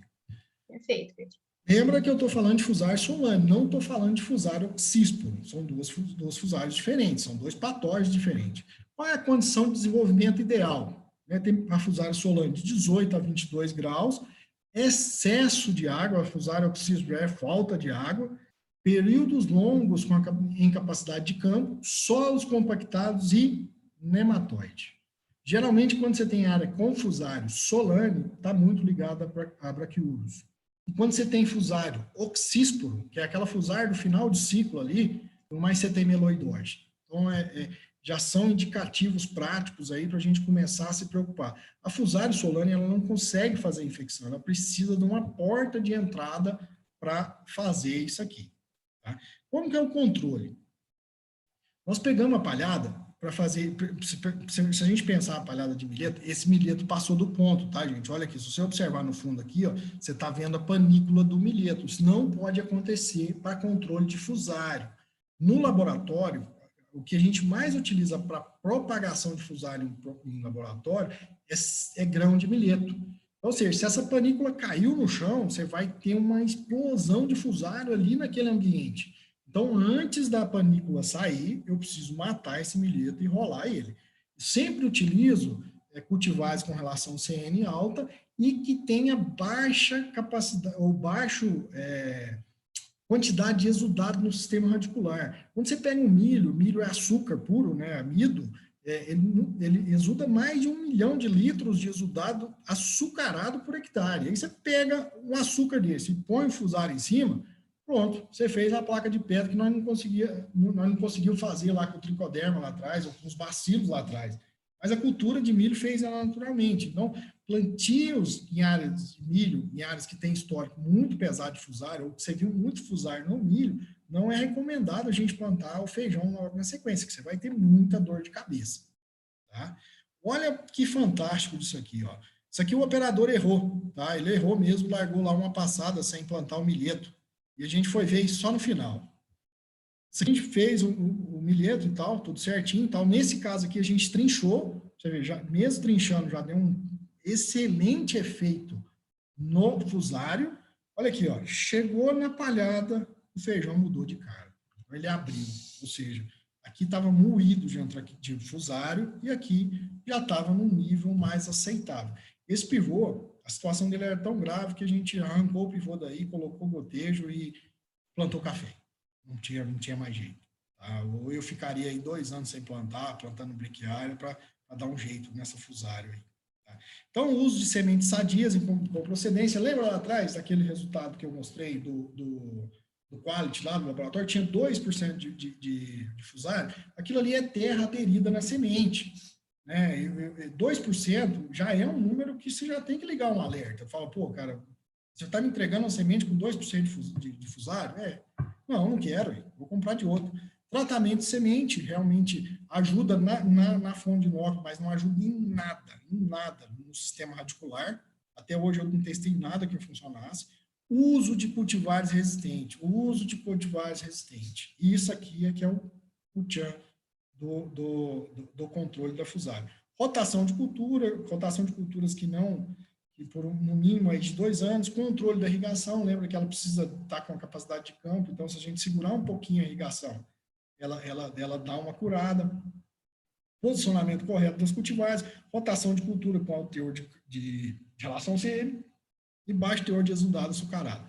Evitar ferir a raiz de toda maneira possível, potássio no próximo da semente, nematóide, TS com aquele cobalto molibdênio muito salino, pula fora, né? E essa briga toda aí que nós temos de fusário, tá? Então, controle químico, né? Aqui está até risoctone, eu deixei como exemplo também, que geralmente as duas estão junto, tá? O Monserim funciona muito bem para risoctone, mas para fusário, Protiate, Maxim, qualquer um que você testar é muito pouco eficiente. Então, o controle se dá pelo uso da palhada, pelo um preparo bem feito para condicionar aquela cultura que você vai colocar, ou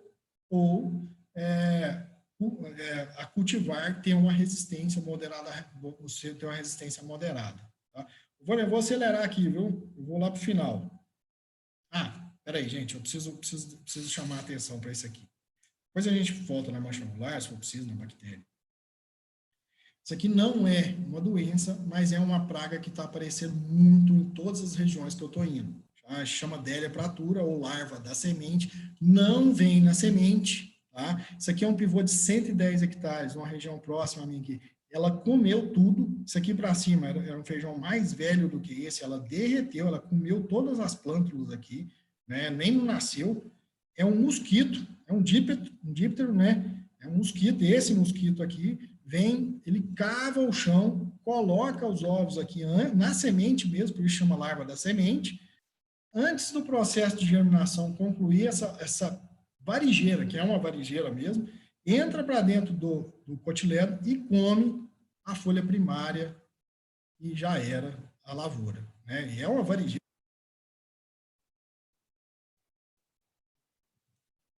Tá?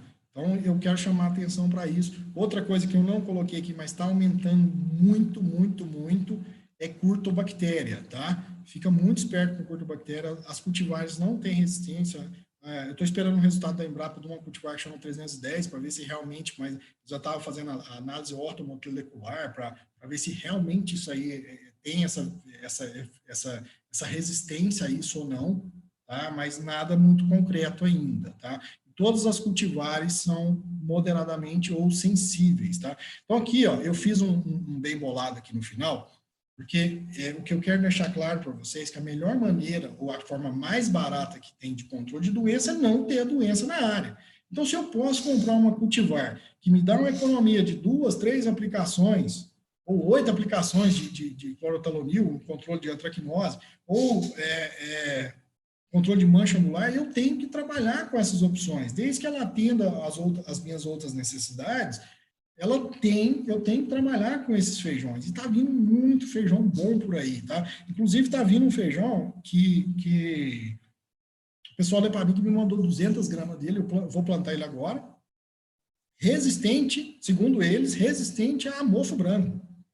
Talvez não seja o feijão mais produtivo, não sei como é que vai ser, mas já é um primeiro passo para a gente, se vocês conseguirem achar alguma planta, alguma genética que dê resistência a mofo branco, isso seria fantástico. Então, assim, vou testar agora, eu vou ter que caçar, vou ter que ir na área aí para procurar um pouco de apotécia, para me colocar nessas áreas, para me ver se realmente isso funciona ou não, mas eu tô com uma boa vontade tremenda, e se eles falaram é que existe mesmo, mas eu preciso ver, né, a gente precisa ver.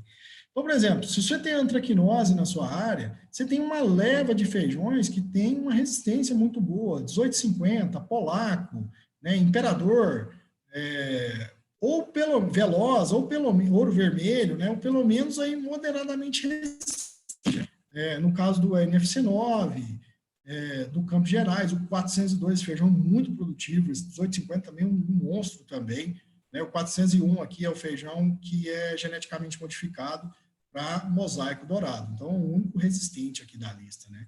E eu fiz esse comparativo aí para a gente entender, e eu gostaria que cada um olhasse isso aí com carinho antes de plantar, tá? Porque você pode ter, sim, uma resistência na planta cultivar. Lembra disso, melhor controle de doença é não ter a doença, tá? Então, assim, vou fazer as considerações finais aqui, ó. Primeiro caso, a principal doença é a doença estabelecida na sua área. Então, não existe a principal doença do feijoeiro. Não existe a doença que você tem lá. A informação traz decisões ajustadas. Então, se eu tenho um histórico da área, se eu sei um histórico de doença, olha, o ano passado deu muita antracnose, o ano passado deu muito mofo, deu muito fusário, eu tomo uma decisão calçada. Né? Eu tenho um ajuste ali de informação. O que eu não posso fazer é entrar numa área cega e apanhar igual vaca na horta, né? Aí não tem jeito, né? O melhor controle de qualquer patógeno é não ter o patógeno, tá? Então, capriche em todas as operações, equipe comprometida gera sempre bons frutos, estudem, pensem, raciocinem em cima do que a gente vai plantar e tenham bons resultados aí, tá? Bom, tá aí meu contato, tá meu e-mail, eu vou disponibilizar para a Vânia aí a apresentação, e quem tiver alguma dúvida, se a gente não conseguir tirar agora, porque o tempo estourou totalmente, a gente está à disposição aí pelo telefone, pelo WhatsApp, se eu não responder, cobra de novo. E mais uma vez, Vânia, obrigado a você, obrigado à equipe do REAC, obrigado a cada um que se dispôs a participar com a gente, eu espero que eu tenha trago alguma informação útil para cada um. Pedro, nós aqui do Realo que agradecemos. Foi muito, muito boa a apresentação. Inclusive, o pessoal aí do chat estava pedindo para você não correr, que era para continuar tranquilo. O pessoal estava gostando muito. Então, isso significa que, né, que foi bom, que teve um resultado bacana aí. Muito conteúdo bom. Eu vou pedir só um minutinho para vocês, que eu vou apresentar algumas informações, tá? Enquanto isso, vocês podem continuar mandando perguntas, que a gente vai fazer sim as perguntas, tá? Então, primeiro eu vou convidar o Gabriel, ele vai falar um pouco do Grupo Reagro e apresentar algumas oportunidades de curso da Faculdade Reagro para vocês. É com você, Gabriel. Vou só compartilhar a tela aqui, tá bom? Ok, estão me ouvindo? Vânia, está me ouvindo? Estou ouvindo sim, tá certinho. Ô Pedro, tem como você dar um pause aí na sua apresentação? Eu acho que eu consigo tirar aqui. Sim? Ok?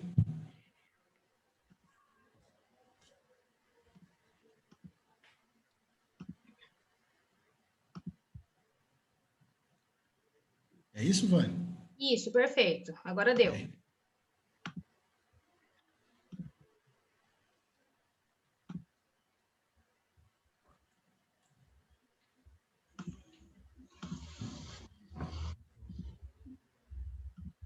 Pode começar, Gabriel. Isso, obrigado, Vânia. Boa noite, pessoal. Obrigado aí por estarem assistindo o nosso webinar até agora. Aí a gente está falando aí de 130, 140 pessoas. Então, significa que a palestra realmente foi muito bom. Boa noite, Pedro. Obrigado mais uma vez por estar participando conosco aí. Obrigado, Vânia. Boa noite. Bom, pessoal, então eu vou apresentar um pouquinho aí do Grupo Reagro, tá? Nós temos aí mais de 20 anos, quase 20 anos de know-how aí no agronegócio, e nossas raízes são da Reagro Consultoria, tá? Então foi onde tudo começou, em 2002 aí pela Reagro Consultoria, né? E a gente viu aí uma necessidade de passar os conhecimentos adiante. Então, para isso a gente criou aí o grupo Reagro Ensino, né, que é a faculdade Reagro, tá? Com algumas soluções de conhecimento, tá? Logo em seguida, em 2008, nós adquirimos e criamos o Ideagri, tá? É a nossa empresa de software de gerenciamento de fazendas. Mais um pouquinho adiante, nós também criamos o 3R Lab, é o nosso laboratório, os nossos laboratórios de análise de solo e perfil químico, tá? Com sede em Chapecó, Santa Catarina, Goiânia, em Goiás, e Lavras, Minas Gerais.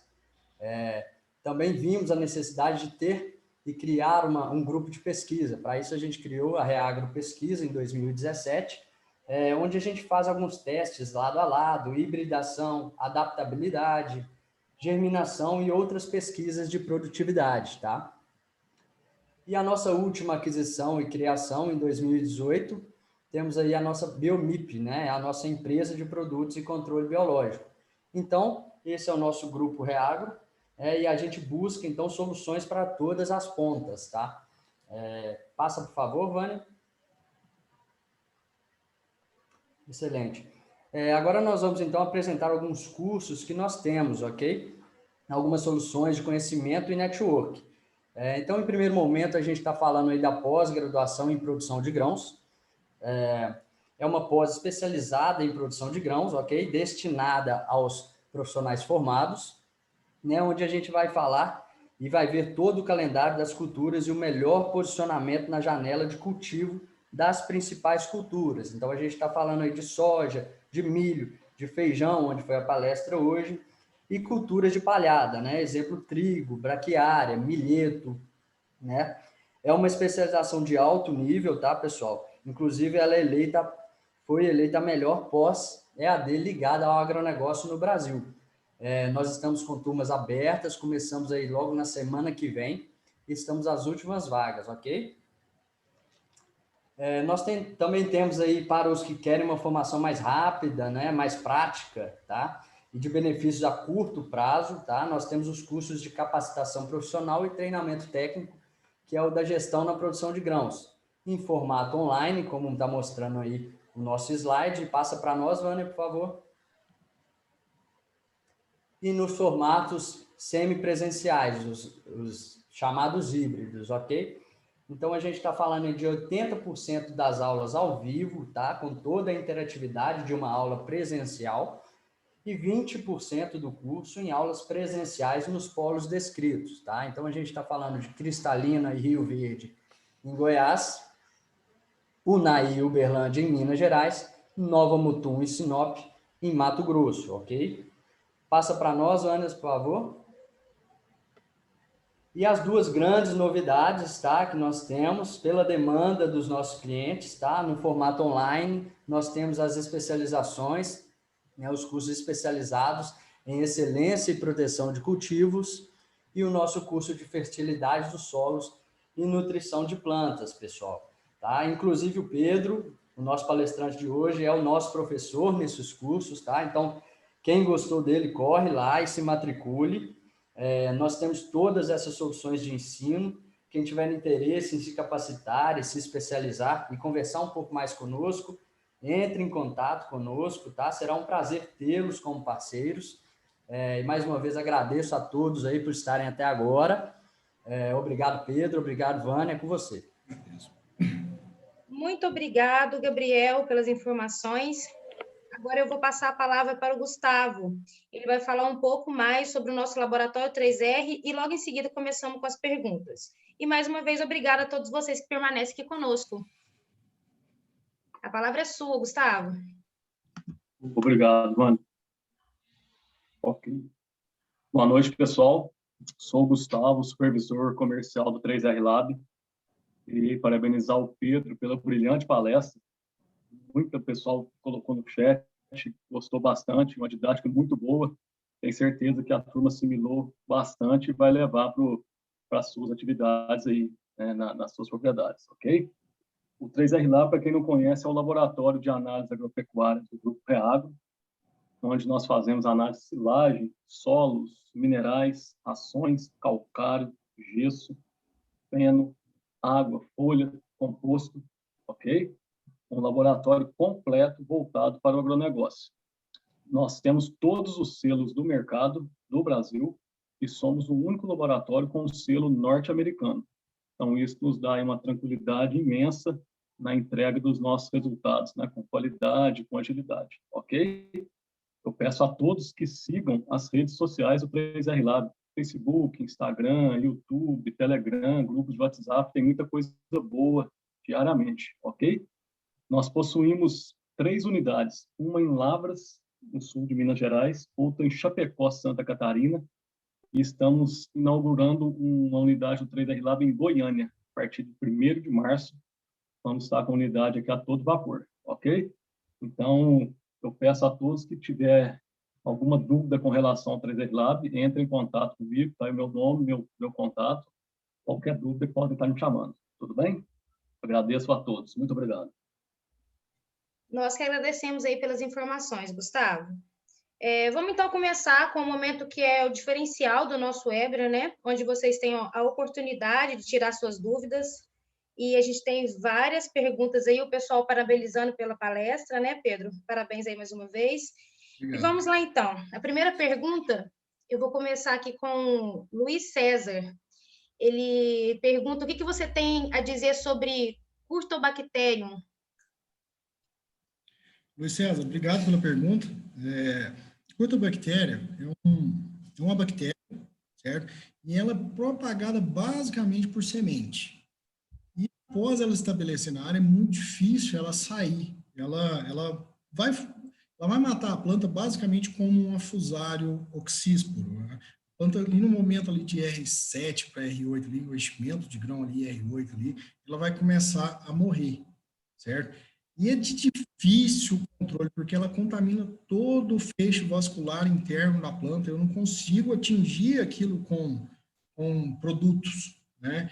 Então, se a gente tem um histórico da área, o que a gente tem feito de... Geralmente, Curtobactéria e macrofomina estão um pouco ligados, sabe? Então, se eu tenho um histórico da área, eu entro com as aplicações pesadas de clorotoluenil, mas muito cedo, a hora que a cultura está começando a estabelecer ali no máximo ali até V3, V4, eu já estou entrando com a aplicação pesada de clorotoluenil a fim de evitar com que essa planta lá na frente ela morra. E não tem outra coisa para fazer. A gente já fez muito trabalho com...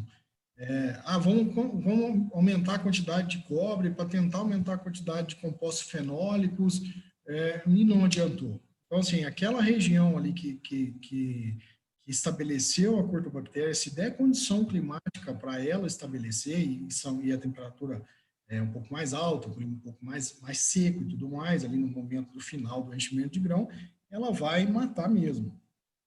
O que não se pode é comprar uma semente com curtobactéria, né? Isso aí é um crime pro produtor.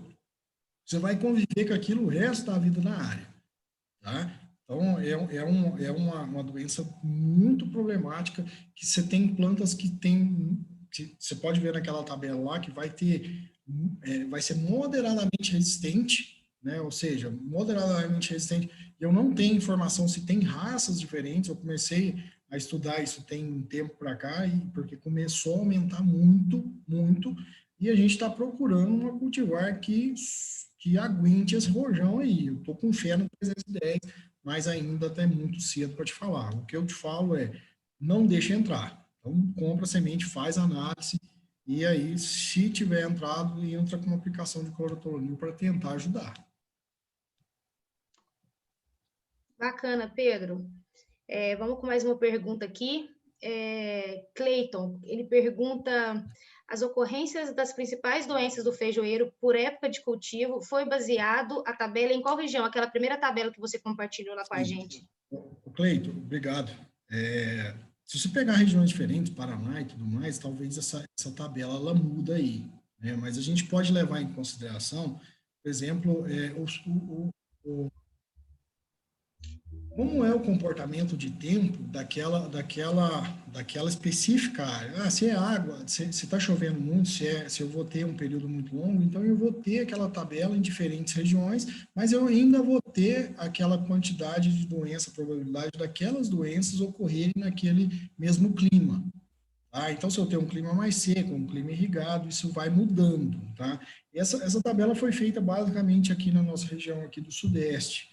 Tá? Ali, não sei se chega a pegar ali o sul de São Paulo, mas para nós aqui essa é a incidência. Se você pegar o manual da Silvana, ela tem uma tabela muito parecida, muda alguma coisa.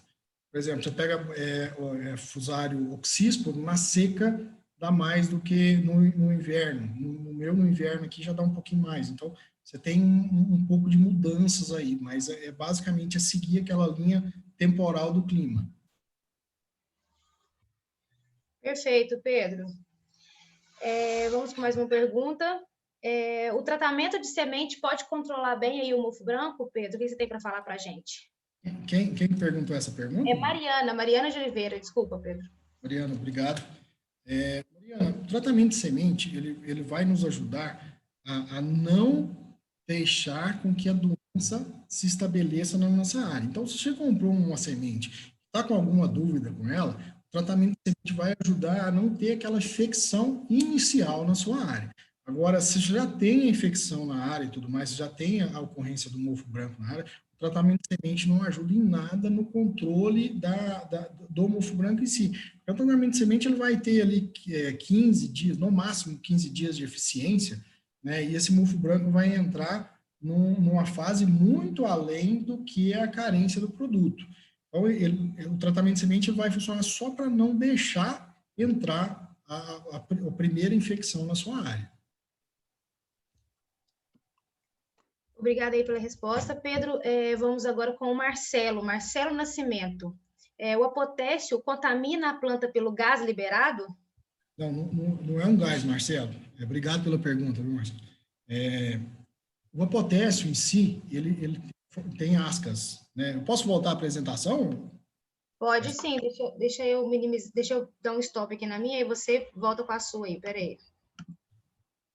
Aí pode compartilhar. Deixa eu voltar aqui. Deixa eu voltar lá em cima de novo.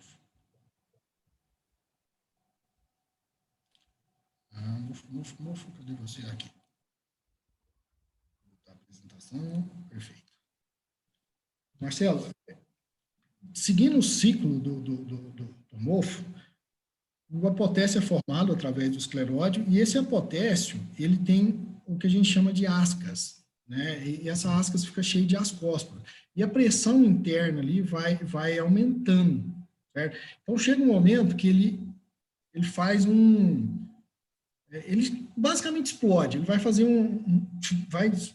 mas não é um gás, em si é a estrutura do fungo mesmo, é como se fosse o ascósporo que vai fazer a contaminação, não é um gás, é uma nuvem de esporo, pode pensar essa a maneira correta, né? Então ele faz essa contaminação, aí esse ascósporo cai na florada, nas flores, principalmente na flor, que é muito açucarada, e começa a multiplicação do micélio. Beleza, Pedro. Vamos agora, então, com mais uma pergunta do Tadeu Horta.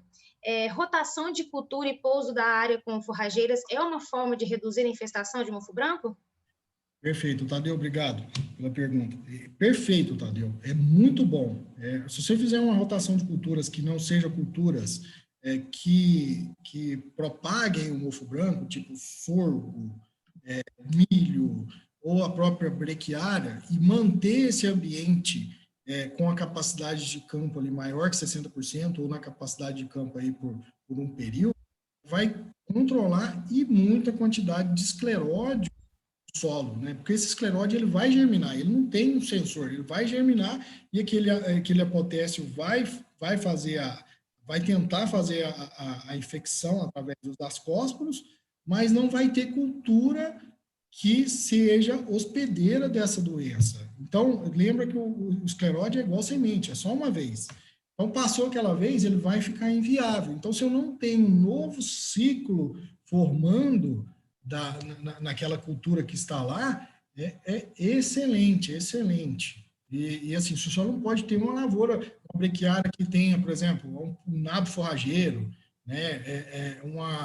A tetrapoeraba também. Então, assim, você tem que fazer um manejo mais limpo, tá? Também não adianta fazer um milho pós-feijão e deixar o feijão estabelecido embaixo do milho ali para que haja a infecção e a formação do novo ciclo. Perfeita resposta aí, Pedro. Bacana demais. Vou com uma pergunta aqui agora do Carlos. Carlos Soares. Palhada em excesso favorece a doença no solo? Olha, no caso da Fusarium solane, se você conseguir uma palhada muito pesada, mas essa palhada se for uma palhada que faça uma palhada com relação CN baixa, na verdade, que a palhada vai decompor rápido, ou seja uma palhada de milho que seja muito pesada ali, isso vai favorecer o caso da Fusarium solane, né? Porque você vai ter um ambiente com a capacidade de campo um período mais longo. Então, aquilo ali, de uma certa maneira, ajuda a Fusarium a fazer a processo ali de destruição do sistema radicular. Mas quando você tem uma palhada de milheto, uma palhada de trigo, uma palhada de brequiária, que são palhadas que produzem baixo exudado, e aí você já está pensando no sistema radicular, ali, você está pensando no exudado de raiz aqui naquela camada de 0 a 5, consequentemente, com essa falta de alimento, o Fusarium diminuiu a quantidade dele no solo. Então, a palhada ela tem que ser usada, mas tem que ser a palhada adequada para o controle de Fusarium. Então, desde que seja uma palhada que não favoreça o Fusarium, não tem problema ela ser em excesso. Perfeito, Pedro. Vou com uma pergunta interessante aqui do Tássio Maurício. Em regiões semiárido foram realizados trabalhos de controle com o corte de braquiária e o controle biológico? A questão de clima inviabilizaria essa condição dos métodos? Então, é uma excelente pergunta e ela é muito ampla, né? Se a gente pegar uma região que esteja muito seca, né, e você tem que pensar que, por exemplo, o biológico em si, o tricoderma, com temperaturas muito altas, ele vai inviabilizar. Mesmo que eu tenha o alimento, mas se eu tiver uma temperatura muito alta, até esse fungo estabelecer no sistema ali na palhada embaixo, começar a se alimentar ali, ele vai sofrer muito. Pode acontecer de ele chegar a ser inviabilizado, mas desde que você siga o rito lá de ter o alimento para o tricoderma ou para o próprio bacilos, né, vai ter, sim, sucesso aí. Talvez demore um pouco mais, mas você vai ter sucesso. Numa situação extrema, é melhor você trabalhar com as bactérias do que trabalhar com fungo. Você tem opções. Então, se numa situação dessa, um semiárido, uma temperatura alta, umidade baixa, né, e tudo mais, desde que você tenha um pouco de umidade e tenha o alimento suficiente, é melhor você trabalhar com a bactéria do que trabalhar com o fungo, né? Então, hoje a gente tem esse manejo. Se a gente compreender a linha de raciocínio, que eu já vi que você já compreendeu ela, vai ficar muito bacana o seu controle biológico. Bacana, Pedro. Obrigada aí pela resposta. Vamos aqui com mais uma pergunta. Antônio, ele pergunta, para o manejo preventivo do mofo branco no cultivo de inverno, qual o melhor manejo da irrigação? Antônio, obrigado pela pergunta. Olha, Antônio, lembra lá que a gente falou lá a questão de forçar a irrigação para forçar o apotécio sair? O começo é muito difícil ali do inverno, não sei se você tem problema de fusar na área, então você vai ter que segurar um pouquinho a irrigação, certo? até o feijão chegar em R6, em R5, você tem que fazer caixa. Então, você vai aumentando a quantidade de água. Você vai colocando ali, vai monitorando sua capacidade de campo, a evapotranspiração e vai aumentando caixa, certo? Ou seja, você vai chegar ali sempre na capacidade de campo. Se você tiver uma pressão muito alta de mofo, você vai ter que cortar um pouco essa água a partir do momento que a pétala começar a aparecer. A hora que chegar no estágio R6, você vai ter que tirar o pé da água. Só que você tem que tirar o pé de maneira muito consciente, de tal maneira que essa restrição de água não te atrapalhe na produção do feijão. Tá? Então, lembra ali que aquela camada de 0 a 5, que é a camada inicial ali, você pode manter ela um pouquinho mais seco, mas embaixo tem que estar molhado. Então, se chegou no extremo ali da capacidade de campo, chegar ali em 30%, você já dá uma irrigada com a lâmina pesada, vem com a aplicação do químico, logo na sequência, que você sabe que vai ter problema com o movimento. Mas tenha muita consciência no manejo de irrigação, porque muitas das vezes eu vejo muito mais perder por manejo de irrigação do que perder por mofo. Tá? Então, assim, nós temos outras estratégias aí. Então, tenha muita atenção nesse controle, mas é básico isso que eu te falei, você desenha a curva de ascensão da quantidade de umidade até R5, e R6 ali você mantém ela mais baixa até passar o período da florada. Passou o período da florada, você aumenta a água de novo. Bacana, Pedro. Vou com uma pergunta aqui ele chama Nunes Rômulo. Quando as folhas começam a cair no solo, pode haver início de aparecimento de mofo branco por causa disso? Sim, na verdade pode, Nunes. Quando a flor cai no chão, muitas das vezes ela cai contaminada, o ascósporo já contaminou. Então, aquele ascósporo vai comer aquela folha. Então, o micélio forma naquela flor, naquela pétala, mas é muito difícil aquele micélio que está no chão contaminar a planta. Tá? É diferente de uma contaminação micelial, que o micélio já sai direto do escleródio. Tá? Então, assim, ele é diferente daquela de carbogenia, que a gente citou, mas ele já sai direto do escleródio, né? E ele está muito colado ali na base da planta, aí pode acontecer a contaminação. Em soja é muito difícil ver isso, em feijão não é fácil de ver, mas se o clima estiver muito adequado para o mofo branco, a gente acha sim. Perfeito, Pedro. O pessoal que está pedindo para você falar um pouco sobre mancha angular, Carlos Soares, ele pede aqui também. Será que você tem como falar brevemente aí para a gente? Tem. Carlos, obrigado pela pergunta. A mancha angular, ela foi um problema para nós esse ano aqui na região. A gente plantou algumas cultivares que são moderadamente susceptíveis ou moderadamente resistentes, e ela é diferente da antracnose, ela precisa daquela estação seca, né? Então, como nós passamos aqui na região nossa, teve áreas até com 27 dias sem chuva, no final, muitas das vezes no final do enchimento de grão, a mancha angular ela entrou com muita pressão, certo?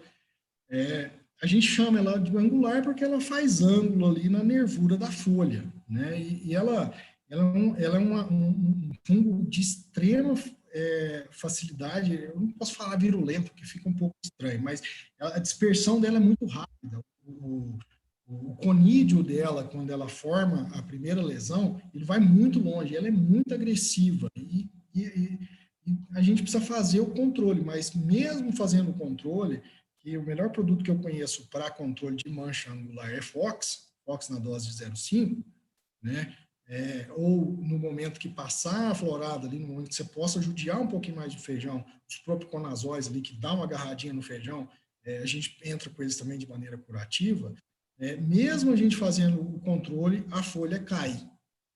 Mas se a gente fizer uma aplicação bem feita e tudo mais, você vai conseguir manter essa mancha angular no nível adequado. Mas a melhor forma é fazer monitoramento e, hora que ela entrar, quente nela. E plantar uma cultivar que seja de moderadamente resistente a resistente. Perfeito, Pedro. Vou com uma última pergunta aqui, do Edilson Domingos.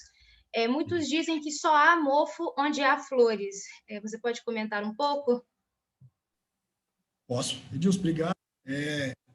A verdade, Edilson, é que a infecção a infecção do mofo, ela se dá através da florada. O ascósporo ali sai, sai e faz a contaminação da flor, que é uma estrutura que tem muito açúcar.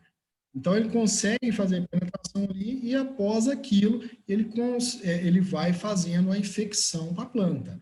O caso do micélio, só existe a infecção onde há flor, né? Ou uma estrutura, por exemplo, a folha que caiu ali e aquele ascósporo pegou ali naquela base ali do rastro floral, alguma coisa assim, pode acontecer a infecção também, é mais raro. Mas o mofo branco, ele pode sair, como a gente viu, o apotécio antes da florada, né? Mas se ele sair antes da florada, é até vantajoso, porque aí ele não vai ter infecção, ou a infecção que vai existir é muito baixa se a cultura já estiver fechada, e se a cultura estiver aberta, o sol vai matar ele ali. Para mim, isso é bacana. Ô, Pedro, eu vou fazer mais uma pergunta que eu achei aqui, é anônima, tá? Eu achei interessante, eu vou pedir para você se você pode comentar um pouco sobre doses de nitrogênio recomendadas em cada situação e época, por favor. Ó, dose de nitrogênio é uma incógnita no feijão. A gente tem umas tabelas de extração que a gente consegue chegar no número que a extração do feijão tem, né, para produzir a quantidade de nitrogênio que a gente joga e que pode jogar, né? Se a gente aumentar muito a quantidade de nitrogênio, primeiro que a gente vai fazer com que haja um fechamento rápido dessa cultura e haja um alto sombreamento, né? Principalmente se for feijão de hábito de crescimento de 2 para 3. Então, isso vai causar um abortamento acentuado de flor no bacheiro, tá? Outro ponto é que doses altas de nitrogênio favorece bactéria, né? Primeiro, pela lesão da aplicação, e segundo, que no laboratório, quando a gente vai fazer a multiplicação de bactérias, a gente põe nitrogênio, né? Então, há uma explosão aí da quantidade de bactéria. Então, a gente tem que ter atenção, sim. Agora, que bactéria influencia no mofo? Que o nitrogênio vai influenciar no mofo, claro que influencia, porque vai fechar a cultura mais rápido e vai dificultar a penetração no produto. Então, o nitrogênio no feijão ele tem que ser feito de maneira muito criteriosa.